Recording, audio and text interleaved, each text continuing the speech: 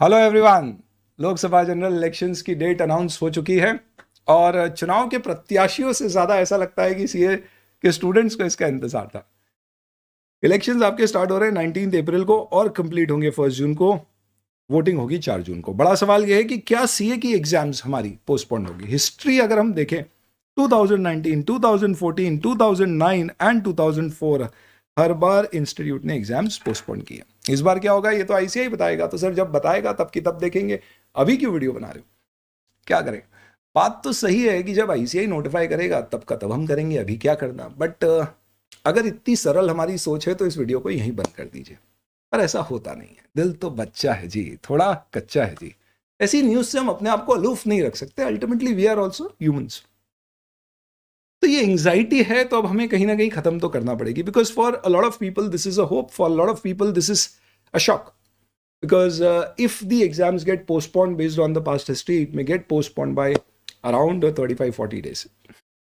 तो क्या करना चाहिए मुझे। इन सबसे पहले एक चर्चा का मुद्दा जो बना हुआ है वो धीरज खंडेलवाल जी ने एक एक्स ट्विटर पे ट्वीट डाली। ये काफ़ी प्रचलन में है क्योंकि ये रिजल्ट्स की डेट इंस्टीट्यूट बताता है, उससे पहले बता देते हैं, तो काफ़ी फॉलो किया जाता है इन्हें। उन्होंने ये बोल दिया कि भाई इस पर्टिकुलर शेड्यूल में सिर्फ 2 ही दिन एग्जाम्स क्लैश हो रही है, तो ये 2 दिन मेरे हिसाब से क्या करना चाहिए, एग्जाम्स पोस्टपोन करना चाहिए, 15-16 मई को कर दे, बाकी करने की कोई ज़रूरत नहीं। जिस कारण से स्टूडेंट में और एक इंक्विजिटिवनेस आ गई है कि क्या ऐसा तो नहीं हो जाएगा, क्योंकि हम तो उम्मीद बना बैठे। अपन फैक्ट्स देखते हैं दोस्तों। ये स्टूडेंट के सामने मैंने पिछले 3 इलेक्शंस के डेटा शेयर किए हैं। Thank you the fast team for compiling this. यहाँ पे 7 फेज में हो रहा है, इससे पहले भी 7 फेज में हुआ था। 2014 में 10 फेज में हुआ था, 2009 में I think it went up to some phases 3 और 4, और 2004 में 4 फेज में हुआ।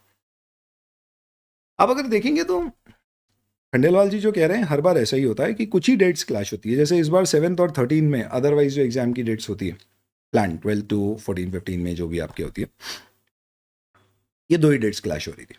इससे पहले भी सिर्फ 6th और 12th में ही क्लैश हो रही थी। उससे पहले भी अगर आप देखेंगे तो 7th और 12th में ही क्लैश हो रही थी, और उससे पहले भी 5th और 10th में। 2009 मिसिंग है फॉर सम रीजन। तो हर बार ऐसे ही होता है, बट इंस्टीट्यूट ने हर बार एग्जाम सीधे रिजल्ट आने की डेट से पोस्टपोन किए और 4 से 10 दिन आगे बढ़ाए रिजल्ट वोट काउंटिंग की डेट से। अगर वो पैटर्न फॉलो हुआ तो इस बार 4 जून को अगर रिजल्ट है तो एग्जाम 8 जून या उसके आसपास कहीं हो सकती है।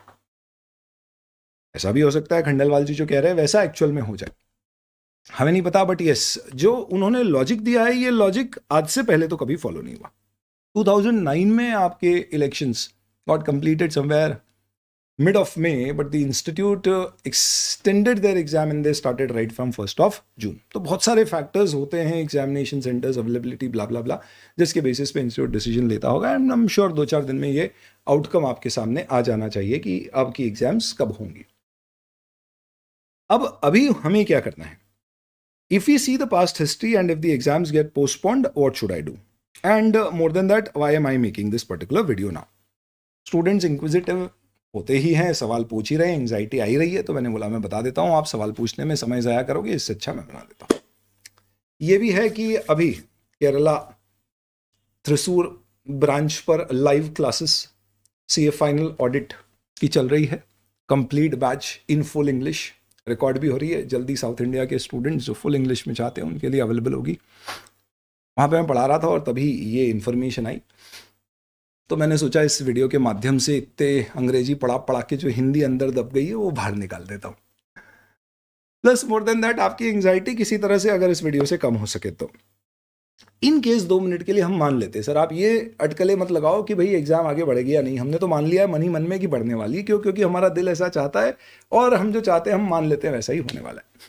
तो आप तो बस ये बता दो अगर ऐसा होगा तो हमारे प्लान में हमें क्या बदलाव करना है। आपको सबसे पहली चीज़ अपग्रेड करना है। बोथ के लिए प्लान कर रहे हो, रैंक के लिए प्लान करो, सिंगल के लिए प्लान कर रहे हो, देखो बोथ के लिए प्लान कर सकते हैं क्या। सर हमने तो फॉर्म भर दिया है। हिस्टोरिकली इंस्टीट्यूट ने कोविड और इन सब केसेस में जब जब एग्जाम ऐसे आगे बढ़ी है तो करेक्शन विंडो दिया है फॉर्म में, तो हो सकता है इस बार मिल जाए, मिलना भी चाहिए, तो आप हो सकता है प्लान कर ले, तो keep that option open. Single दे रहे थे और आप सोच रहे हो कि अब सेकेंड ग्रुप का एक आध सब्जेक्ट ले लूँ एग्जामिशन के पॉइंट ऑफ व्यू से, अगर ये आपका पहला अटेम्प्ट है तो ऐसा मत करना, क्यों, क्योंकि फर्स्ट अटेम्प्ट भले ही आप एक एक ग्रुप करके दोनों ग्रुप निकालते हो तो आपकी जॉब अपॉर्चुनिटीज़ काफ़ी ज़्यादा होती है। इन कंपैरिजन टू आप अभी दोनों ग्रुप दोगे, भले ही एक सिर्फ एग्जामिशन के उद्देश्य से, पर आप कहलाओगे कि वो ग्रुप आपने फेल किया है, और अगली बार फिर आप क्लियर करोगे तो आप टेक्निकली फर्स्ट अटेम्प्ट नहीं कहलाओगे, आपको कैंपस में इसकी समस्या आएगी। इसके अलावा आपने अगर टेस्ट पर समय नहीं दिया है तो आप टेस्ट पर समय दें, भले ही ICAI की मॉक टेस्ट लें। एक वीडियो मेरा है जिसमें मैंने शेयर किया है FR में कैसे इंस्टीट्यूट मार्किंग देता है, गलतियाँ क्या है उस बारे में नहीं, बट मार्किंग कैसे देते हैं, क्वेश्चन को कैसे पढ़ना, किन चीज़ों के मार्क्स होते हैं, किसके नहीं होते हैं, नरेशन लिखना है नहीं लिखना है, ऐसी बहुत सारी चीज़ें वो यूज़फुल है। उसे देख के आप टेस्ट दे के ये क्वेश्चन पेपर पढ़ के उसके हिसाब से क्या लिखने से मैक्सिमम मार्क्स मिलेंगे, इसकी प्रैक्टिस करें। एटलीस्ट हील अपनी पता करें। ये क्या होता है सर, समझ में आ रहा है? आप बहुत अंग्रेजी केरला में झाड़ रहे। तो एक्लीज हील बेसिकली आपके वीक पॉइंट्स आइडेंटिफाई करो, सारे सब्जेक्ट्स के स्टडी मटेरियल ले लो, इंडेक्स खोल लो, देख लो कौन सा चैप्टर वीक है, और एक कॉपी में नोट करते जाओ। कोई चैप्टर का कोई टॉपिक वीक है, नोट कर लो। जो जो चीज़ें आप सोच रहे थे अभी नहीं कवर कर पाओगे या नहीं कवर करी है, उन सबको नोट कर लो। MTP RTP ये सब मिसिंग है, सब ऐड कर लो। इससे क्या होगा, आपके पास एक नई टू डू लिस्ट आ जाएगी, जिससे आपको ये समझ में आएगा कि आपके पास जो एक्स्ट्रा टाइम आ रहा है उसके लिए आपके पास काम है। जब हमारे दिमाग में ये फिक्स रहता है कि भाई समय कम है तो ऑटोमेटिकली एफिशिएंसी ज़्यादा आती है, तो आपके पास एक नई टू डू लिस्ट आ जाएगी और आपकी प्रिपरेशन को ही और फर्दर एनहांस करेगी। इसके अलावा यूट्यूब पे हमारे रिविजन आ ही रहे, अभी ऑडिट क्या है FR के आएंगे, पर अब हम लाइव रिविजन स्टार्ट कर देंगे। तो आप बताइए किससे शुरू करना है, तो एक सीरीज़ लगा लेंगे और आपका क्या प्लान है उस हिसाब से यूट्यूब पे लाइव लेते जाएंगे, आप साथ साथ में कवर करते जाइएगा। एक बहुत ही इंपॉर्टेंट बर्नआउट अलर्ट मैं आपके साथ देना शेयर करना चाहूँगा। अगर अभी तक आपकी तैयारी सब कुछ एज पर प्लान चल रही है, नहीं चल रही है तो ये आपके लिए वरदान है एक्सटेंशन। लेकिन अगर आपकी तैयारी एज पर प्लान चल रही है और आपको एज सच इतना एक्सटेंशन की जरूरत नहीं थी, तो अगर आप एज इट इज पढ़ते रहोगे तो संभावना है, there is a possibility that you may burn out yourself in the 10-15 days before the exam, which are very critically important. You may feel overexhausted. My small suggestion is start up a 45 minutes workout session daily.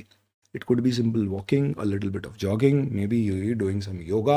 YouTube पे आप देख सकते हैं. Nothing extraordinary, no gymming or anything which you've not tried before, but yes, this will help you to get some oxygen. Obviously बाहर करना है अपने को खुली हवा में, and also it will detox your body.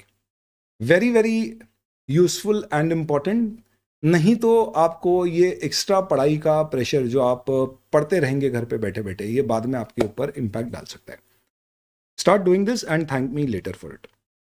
That's about it. The objective of this is very clear, just to reduce your anxiety and give you some workable tips just in case if the exams get postponed. होगी नहीं होगी समय बताएगा. All the best. लगे रहिए अपने लक्ष्य पर, जरा भी हिलना नहीं है.